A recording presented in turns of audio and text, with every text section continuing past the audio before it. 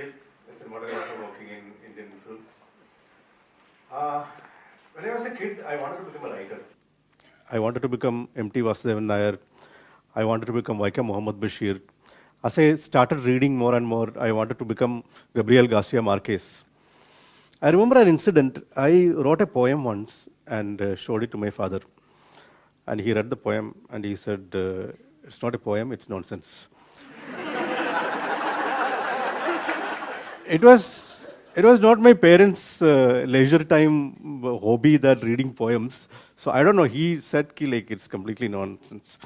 I didn't want to argue because by then I had started going to college in a nearby town and I would bunk classes in the afternoon and we'll go and see films. My dream of becoming a writer was kind of fading away and I wanted to become a filmmaker. I said I want to join a film school. They didn't have any objection, not because they loved cinema, because they had no clue about it. Because by then they realized that this guy is not going to become a doctor or an engineer. Anything else he became didn't make much of a difference. So I joined FTI, went to Bombay. I became a cinematographer, started working in television and films, etc. Once I became a cinematographer, whenever I come back home, people will ask me like, what are you? What do you do? I said, I'm a cinematographer. Meaning what? I said, I'm a cameraman. Or the guy who moves around with a camera in weddings and all that. I said, no, it's not that. Then what is it? I said, I shoot films. Yeah, same thing. So what I did was, I collected a lot of my working stills and I decided to show it to my mother. Because my parents was very, very worried. Like, Bombay had a very bad reputation in Kerala. They thought it's an underworld city. So I decided to show what I do to my mother. So I shot the entire presentation on a laptop. She went through that completely. And by the end of it, she put her hand on my shoulder. And with all kindness in her eyes, she told me, "Beta, get a job."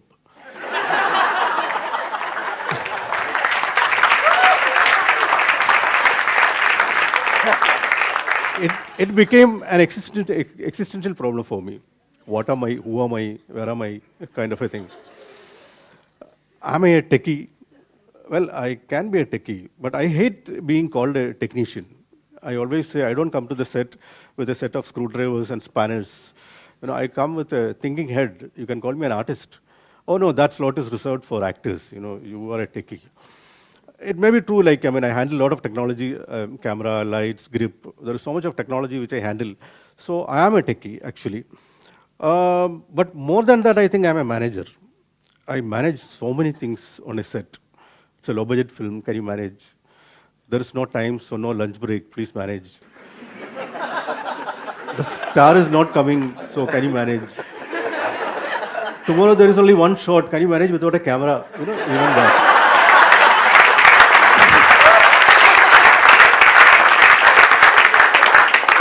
But I manage all the time because that is the only way I can stay on job.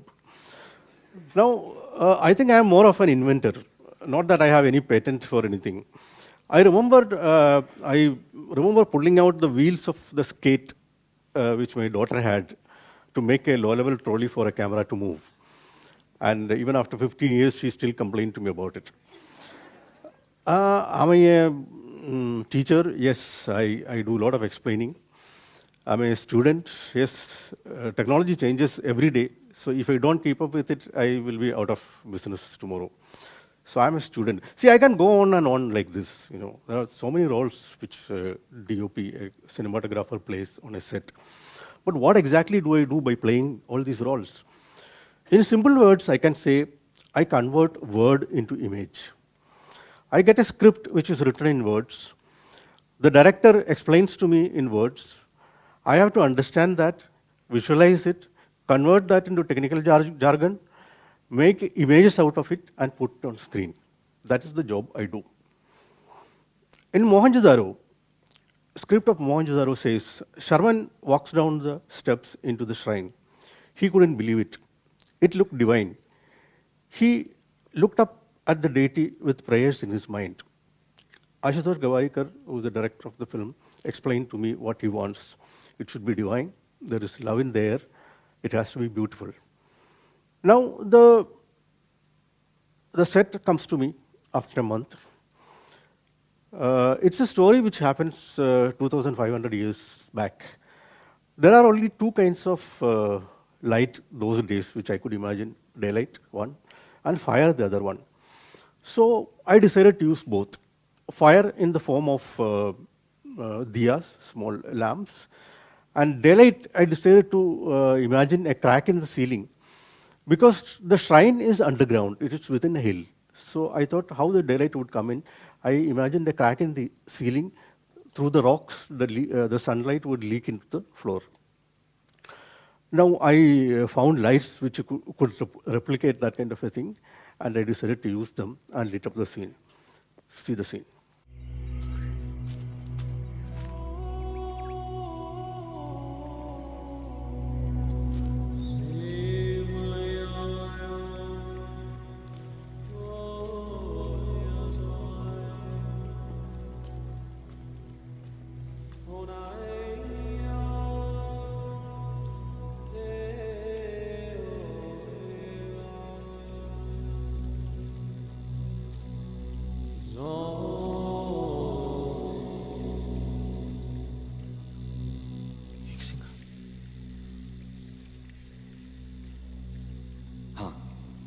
ये सिंधु माँ की सवारी है। इसी पर बैठ सिंधु माँ सारी भूमि पे दृष्टि बनाए रखती है। आज लोग हिक्सिंघा का नाम मात्र जानते हैं, मगर हिक्सिंघा को जिसने देखा हो, ऐसा कोई जीवित नहीं।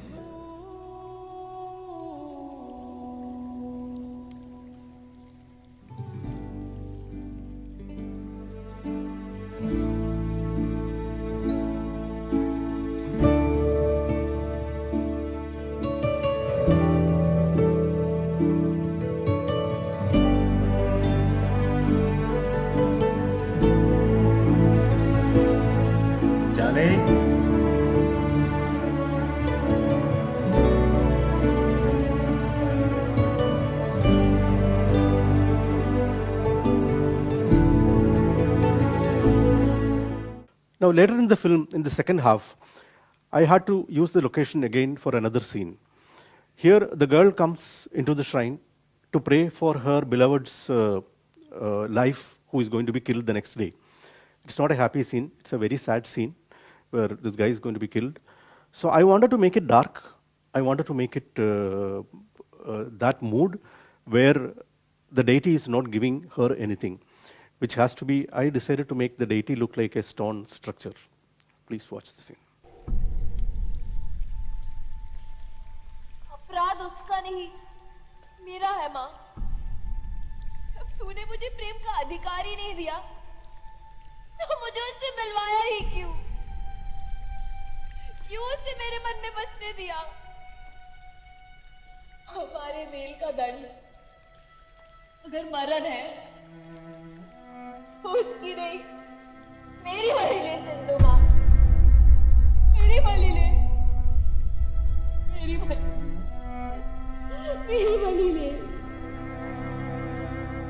That's how one creates kind of mood and an ambience in with lighting. Now, I was doing a film called Johnny Gaddar a decade back, a very low-budget film, where there is a scene, a murder happens in a train. The train is moving fast, and the guy gets killed in the train. Sriram Raghavan, who was directing the film, narrated the scene to me, and he told me it is violence in a dark setting, there is no dialogue. So I wanted to do something. I wanted to add something to that scene. So I've been thinking about how to do it. What came to my mind was my journey from home to FTI every year when I was a student. It used to take 2 days of train travel. When you reach the hostel and try to sleep, you still think you are in the train. The movement continues in your brain. You think you are still moving in the train. This is the hangover of the moment. I wanted to transfer that hangover to the audience when they are watching the film. One of the recce's, I was standing in the compartment and I could see the other compartment through the vestibule. That compartment was moving very violently. You would be scared to cross the vestibule to go to the next compartment. But if you go there and stand there and look back, you realize that the compartment where you were standing earlier is moving violently and where you are standing is comparatively stable. Movement is relative. So I realized if you are shooting an actor who is sitting in a compartment with a camera which is placed on the floor of the same compartment, it will look kind of static because the compartment, the actor, and the camera, all three of them move kind of in the same environment, same phase. I wanted to separate the camera from the floor. If I separate it from the floor, I could capture the movement in the frame. So I devised a mechanism. It's a stand from where I could hang the camera with bungee strings. Bungee is basically elastic kind of a stuff.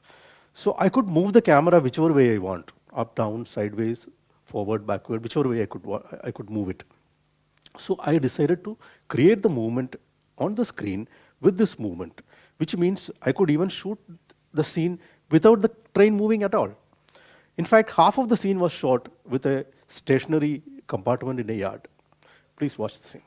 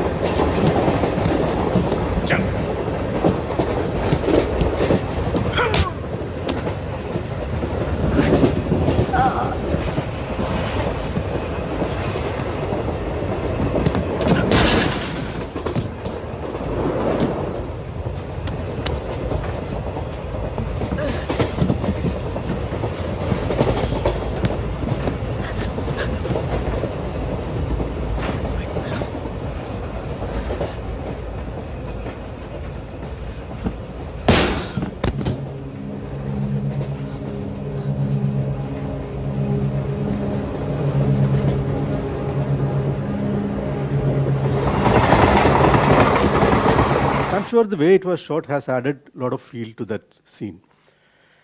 I'm sure you must have noticed the sound design of the scene also. There is no music here. There is only multi-layered sound of train, track changing, whistle, etc.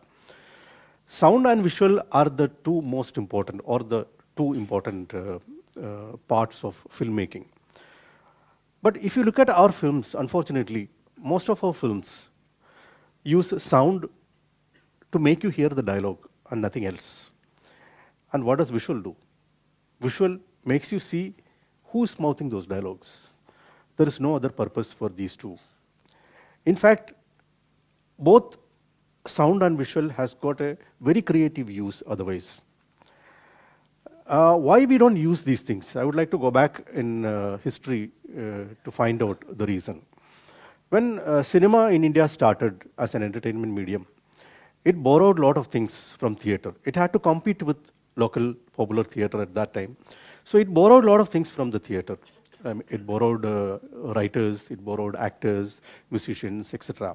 At the same time, it borrowed song and dance, loud costumes, and even loud acting from theater into the cinema. Cinema actually became theater short. We shoot theater and call it cinema. So camera became an observer and sound became a mere recorder of the event. Both these parts didn't develop as a independent art form at all. So this is basically the reason why our films still look like that. We are continuing the tradition for the last probably 100 years. We still do that. Good cinema is actually good storytelling. Every element of filmmaking, whether it is sound, camera, art department, makeup, you name it, every element of filmmaking needs to do that one thing very well, which is storytelling, not just dialogue and actors. Every other element also needs to do that. That is how you make good cinema. The two boys walking in front of the camera doesn't make 1917, the film which won Oscars last week. It is made by Sam Mendes and a group of people standing behind the camera, and their creativity, along with the two boys, made that film. So the problem with us is higher education never came into filmmaking in India. I'm talking about IIMs, IITs, management institutions. None of them ever contributed anything to the film industry. They never invested in film industry. We have been living with borrowed and stolen technology all these years. We need better management, better engineering, better ethics, and better aesthetics come into our film. The day you call me an artist, I would say that is the next page. Thank you.